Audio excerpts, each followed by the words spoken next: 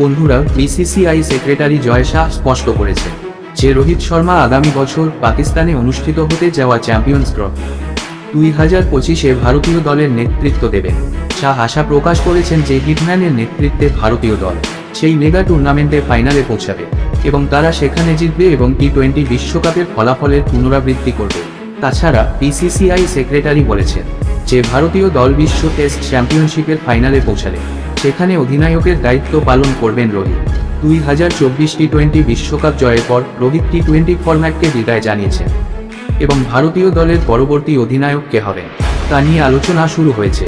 জয় শাহ তার ঘোষণা দিয়ে সকল সন্দেহ দূর করে দেন। এই জয়ের পর আমাদের পরবর্তী target WTC world test championship final, champions trophy. আমি আত্মবিশ্বাসী যে আমরা রোহিত শর্মার নেতৃত্বে দুটি টুর্নামেন্টই জিতব।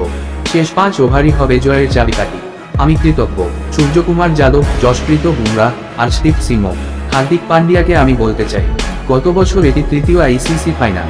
আমরা 2023 সালের জুনে WTC ফাইনালে হেরেছিলাম। ওয়ানডে বিশ্বকাপেও একই পুনরাবৃত্তি হয়েছিল। টানা 10টি জয় সত্ত্বেও আমরা কাপ জিততে পারিনি।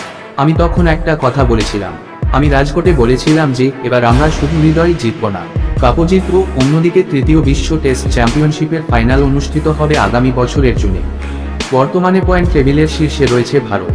আগামী বছরের মার্চের মধ্যে ফাইনালে মুখোমুখি হবে শীর্ষ 2 দল। ভারত ইতিমধ্যে দুবার ফাইনালে উঠলেও জেতেনি, কিন্তু এবার নিশ্চিত জয়ের লক্ষ্য নিয়ে মাঠে নামতে চলেছে।